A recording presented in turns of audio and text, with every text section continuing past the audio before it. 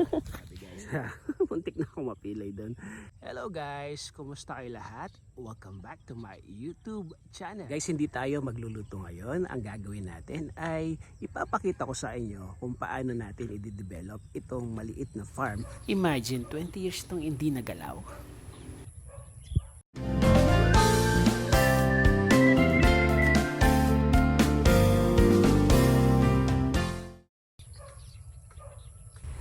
Guys, ito yung ating day 1. Kasama natin si engineer para sukatin ang lupa. Kasi over the years nawala yung mga mound. So ngayon kailangan nating mahanap or at least makita kung hanggang saan yung lupa natin para mabakuran na ito. Alam nyo guys, na mahal din palang pagpasukat ng lupa. Nasa 5 digit din ha.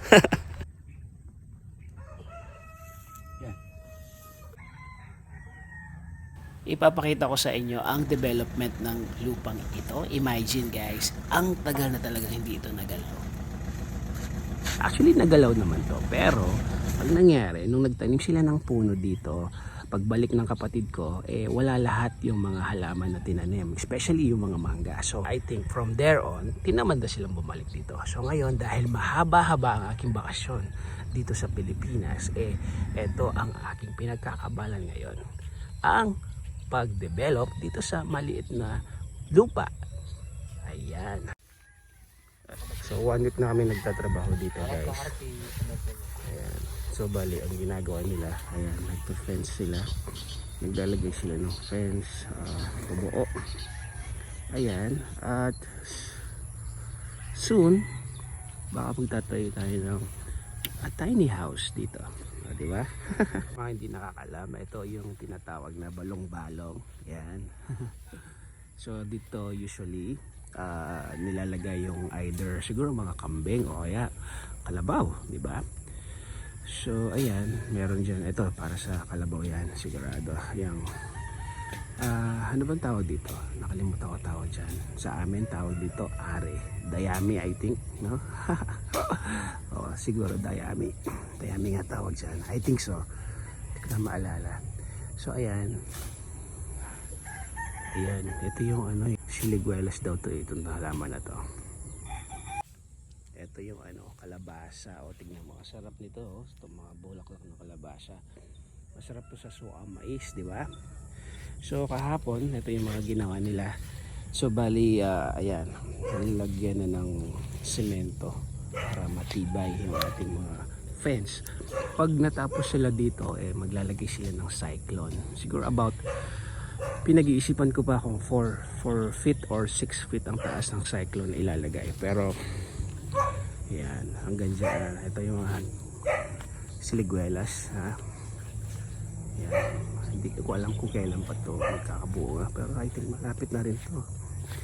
Tapos meron din tayong mga, ayan, yan yung mga, ang tawag dyan, we call it lemongrass, tanglad o kaya sa amin sa Kapampangan sale, o diba?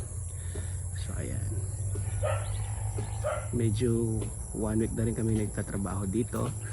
At yung mga bakal na to, actually ano na to, hindi naman to bago, kasi ginamit na namin to sa isang farm. Nakalagay ito sa farm doon sa rice field. So nakapalibot yan ng fence. So, tinransfer na lang namin dito sa maliit na lupa para makatipid kami sa gastos.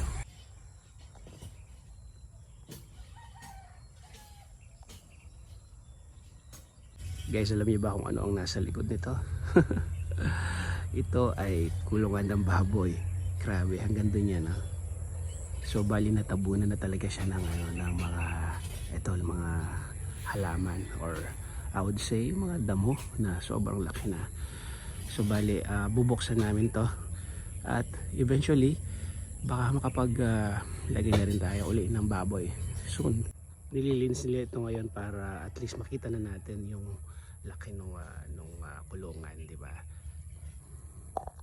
Dahil matagal itong hindi nagalaw, so itong kulungan ng baboy, ayan, nagkaroon ng ano ba tawag dito, kamachiles sa loob.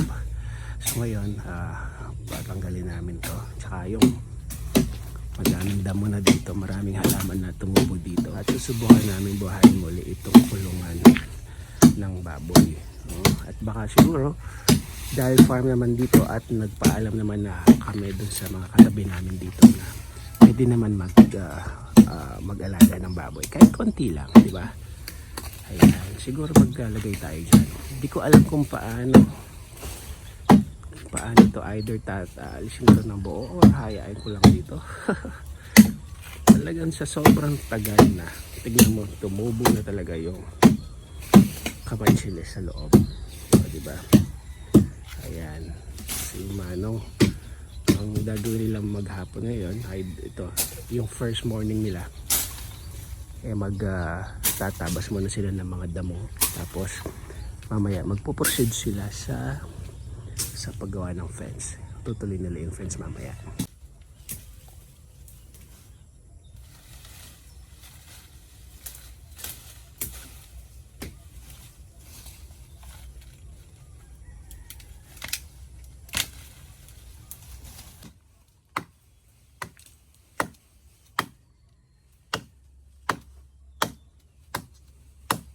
Ayan, tignan mo guys, oh.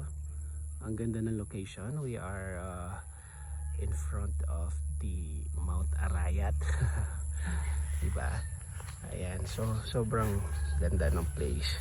Actually, napaka peaceful, napaka tahimik. Of course, yung fresh yung air. May mga tanim na silang palay. Ayan. And this is Mount Arayat. O, diba? Ito yung place natin.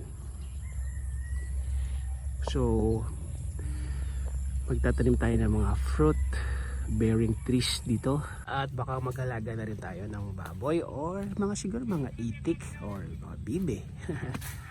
At guys, exactly after 2 hours, tignan mo, ayan na, diba?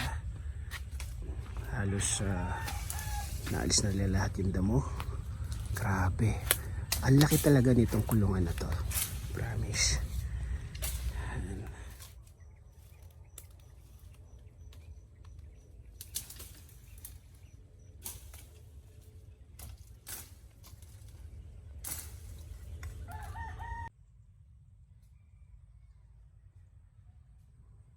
So paano guys, magpapaalam muna tayo at babalikan ko kayo sa mga susunod na mga araw para sa development ng ating maliit na farm.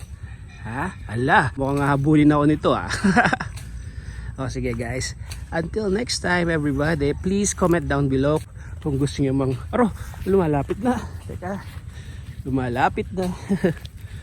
Ayan. Guys, please comment down below kung gusto niyo pong makita ang development ng ating farm.